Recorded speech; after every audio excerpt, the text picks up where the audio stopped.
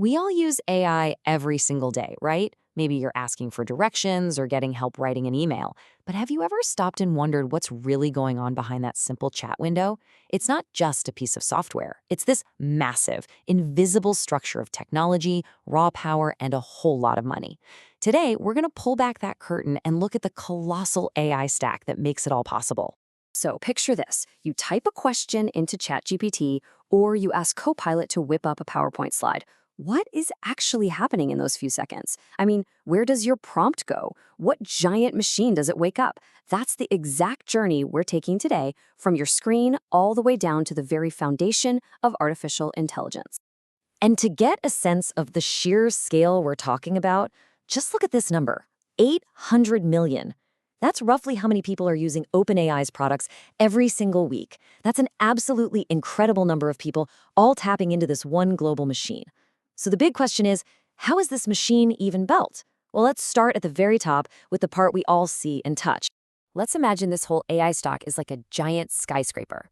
The first layer, the part we all interact with, that's the roof. These are the apps, the products, the things that bring AI right into our daily lives.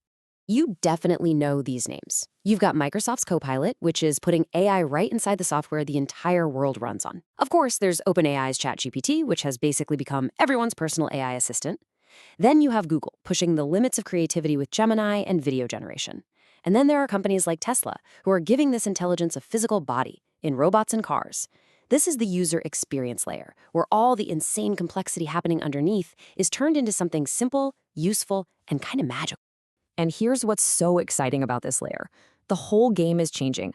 We're moving past simple chatbots that just, answer questions. The next big thing is AI agents. These are systems that can take a command like, hey, plan and book my entire trip to Tokyo, and then actually go and do it. They don't just talk, they act. It's a huge leap. So if those apps are the roof of our skyscraper, what's holding them up? What's the intelligence that's actually powering them? Well, for that, we need to go one layer deeper, to the brains of the whole operation, the foundational models. So what in the world is a foundational model? The best way to think about it is like a giant software engine that has essentially eaten a huge portion of the public internet. We're talking trillions of words and images. And by processing all that data, it learns the patterns of human language, logic, and even how to see. This is where the core intelligence is really born. Right now, this whole space is really dominated by 4 major players, and they each have a totally different vibe, a different philosophy. You've got OpenAI, which is totally mission-driven, chasing this idea of artificial general intelligence, or AGI. That's AI that can do basically any intellectual task a human can.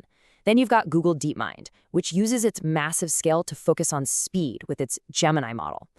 Anthropic? They're the safety-first crew, building their Claude 3.5 model with caution as the top priority. And then there's Meta, trying to shake things up by making its Llama 3 model open weight, which basically means they give it away for free. 4 companies, 4 completely different worldviews.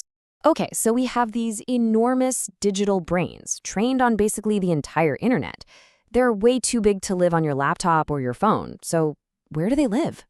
Well, that takes us to the next layer down in our building, the AI power grid. Whenever you hear someone say the cloud, don't picture some fluffy white thing in the sky. Picture this, massive windowless warehouses. Some are the size of several football fields, just filled with row after row of powerful, humming computers. These are data centers, and these are the actual physical homes where AI models live and do all their thinking. Now, this market is pretty much run by a few giants. Amazon's AWS is the biggest player, with about 1/3 of the whole market. But right on their heels is Microsoft Azure. And this is super important because Azure is the exclusive cloud provider for OpenAI's ChatGPT. And of course, you've got Google Cloud, which has a pretty cool advantage because they build their own specialized AI hardware. And if you really want a sense of the mind-boggling amount of energy these data centers burn through, listen to this. To keep up with its AI goals, Microsoft recently made a deal to get power from a reopened nuclear reactor at 3 Mile Island. Yeah, that's how much electricity it takes to answer millions of your prompts every minute. It's just staggering. All right, so all of those data centers are filled with real physical computers, and those computers are all built on incredibly specialized hardware. And this brings us to the very foundation of our AI skyscraper, the silicon chips themselves. Now, here's a really crucial point that sometimes gets confusing. There are two different parts to making a chip. First, you have the design, the blueprint. Companies like NVIDIA are absolute masters at this. They design the incredibly complex architecture. But here's the thing, they don't actually build the chips. That's the job of the manufacturer, or what they call a foundry. A company like TSMC in Taiwan takes that blueprint and turns it into a physical piece of silicon. One designs it, the other builds. In the world of AI hardware, there are a few names you just have to know. NVIDIA is the undisputed king right now, but you've got AMD and Intel as really strong competitors nipping at their heels. The real story here, though, the one that keeps world leaders up at night, is TSMC. This one company in Taiwan manufactures almost all of the world's most advanced AI chips. This creates a massive global choke point. Seriously, without their factories, modern AI basically grinds to a halt. Okay, so we've gone from the roof all the way down to the foundation. We've looked at all the individual pieces of the puzzle. Now let's put it all back together and see the complete picture of how this whole thing works. So here it is, the whole AI stack from bottom to top. It all starts with the blueprint, designed by a company like NVIDIA. That blueprint is sent to be manufactured into the physical foundation by a foundry like TSMC. That hardware is then stacked by the thousands into a power plant, a data center run by someone like Microsoft Azure.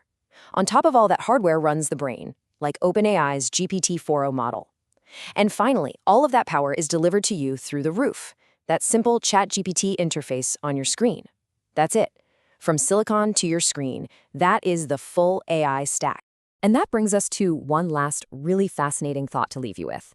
The human brain, the most complex object we know of in the universe, it runs on about 20 watts of power. That's less than a dim light bulb. The AI data centers powering our new digital brains, they consume millions and millions of watts, enough to need nuclear power plants to keep them going. So as we build this incredible technological stack, you have to wonder, what fundamental secrets of efficiency is our own biological architecture still holding on to? That's something to think about.